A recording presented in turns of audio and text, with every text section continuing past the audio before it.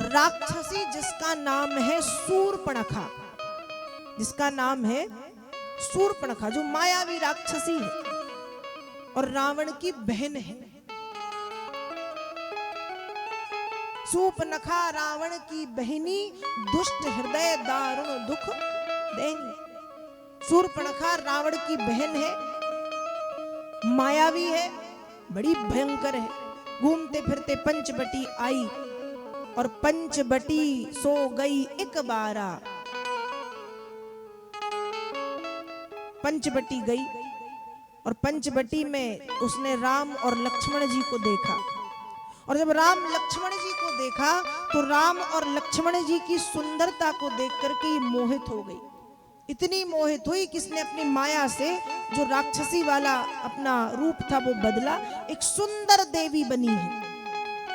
और सुंदर देवी बन करके उस पर्णकुटी के भीतर प्रवेश किया है और राम और लक्ष्मण जी से पूछती है कि आप दोनों कौन हैं? मैंने तीनों लोग घूम लिए हैं, लेकिन इतनी सुंदरता मैंने आज तक नहीं देखी। और क्या कह रही है? तुम संग तुम सम पुरुष नमो सम नारी, यह संजोग विधि रचा विचार। कह रही मैं तीनों लोग घूम के आई हूं, मैंने ऐसी सुंदरता नहीं देखी। मुझे आज तक अपने योग्य कुछ कोई मिला ही नहीं, लेकिन आज जब मैंने तुमको देखा है तो तुमको देख के मुझे कुछ कुछ संतुष्टि हुई है।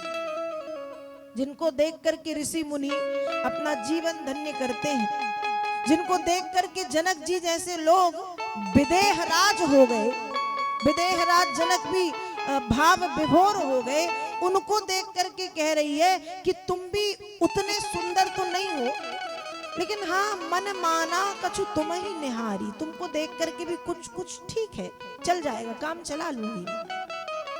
तो तुम्हारी और मेरी जोड़ी जो है वो बहुत जमेगी, इसलिए तुम मुझसे विवाह कर लो।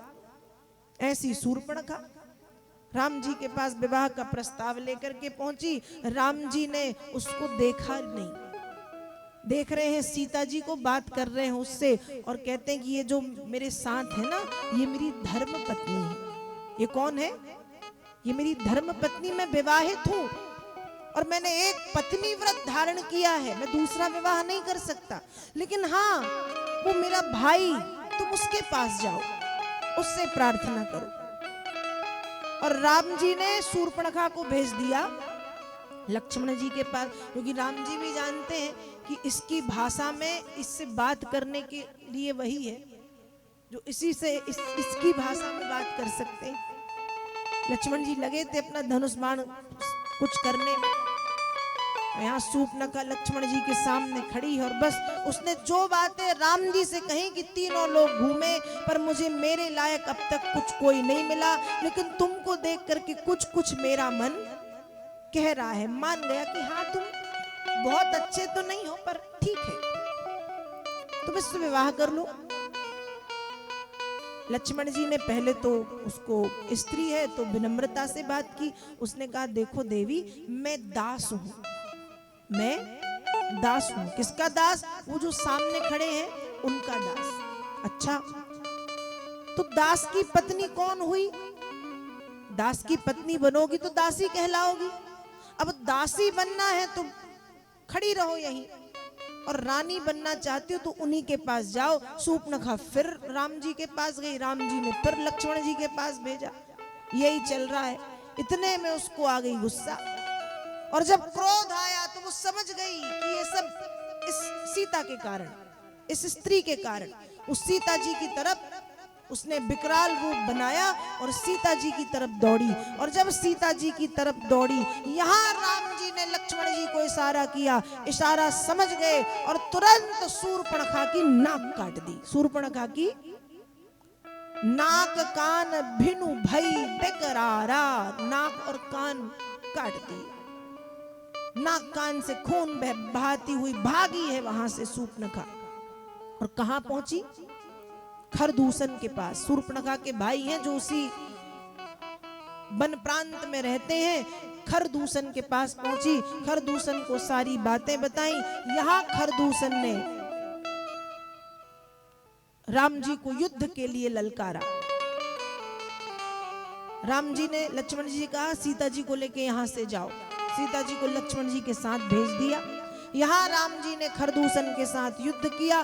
खरदूषण ने तपस्या करके ब्रह्मा जी से ये वरदान मांगा था कि हमें ऐसा वरदान दीजिए कि हमें कोई न मार सके, हम मरे ना। ब्रह्मा जी ने कहा ऐसा तो हो ही नहीं सकता, अमरता का वरदान आज तक किसी को नहीं मिला, कुछ और मांगो। तो खरदूषण ने कहा तो ऐसा वरदान दे दो कि हमको हम दोनों ही मारे, हमको हम दोनों ही मारे। क्योंकि खरदूषण जानते हैं कि हम दोनों भाइयों में इतना प्रेम है कि हम दोनों एक दूसरे को कभी मारे ही नहीं सकते। इसलिए वरदान ऐसा मांगा कि ऐसा वरदान दो कि हम दोनों को हम दोनों ही मारे। ब्रह्मा जी ने भी कह दिया तथास्तु। यहाँ राम जी पहुंचे, राम जी ने भी अपनी माया का विस्तार किया है। और खरदूषण को राम राम नहीं, खरदूषण को एक दूसरे में, मतलब राम जी वहां जहां वो देख रहे अपनी सेना में राम, एक दूसरे को देख रहे तो एक दूसरे में राम, चारों तरफ राम ही राम राम ही राम दिखाई दे रहे हैं। और दोनों ने जब एक दूसरे में राम को देखा तो राम को देखते हुए खरदूषण ने एक दूसरे का वध कर दिया। तो खरदूषण भी मारे गए। अब शूर्पणखा ने देखा कि खरदूषण तो मर गए, पर उसके मन में तो प्रतिशोध है, बदला लेना है, बदला लेना है। खरदूषण मारे गए फिर भी शांति नहीं मिली। अब वो पहुंची है लंका रावण के पास। और जब रावण के पास पहुंची तो सबसे पहले तो रावण ने जब शूर्पणखा की नाक और कान को कटा हुआ देखा तो रावण को भी हंसी आ गई कि कहां से, किसने किया। तब शूर्पणखा कहती है कि तुम कैसे भाई हो, तुम्हारी बहन की नाक काट दी गई और तुम हंस रहे हो। और शूर्पणखा ने यहाँ रावण को सारी बात बताई कि ऐसी ऐसी बात है। वो दो राजकुमार, उनके साथ एक बहुत सुंदर सुकुमारी सी स्त्री है जो लंका की रानी बनने योग्य है। रावण ने कहा वो सब तो ठीक है, तुम ये बताओ पहले कि तुम खरदूषण के पास क्यों नहीं गई, मेरे पास क्यों आई। शूर्पणखा ने कहा मैं सबसे पहले वही गई थी, लेकिन उन दोनों ने खरदूषण को मार दिया, खरदूषण का वध कर दिया। अब जैसे ही रावण को पता चला कि खरदूषण मारे गए, रावण समझ गया।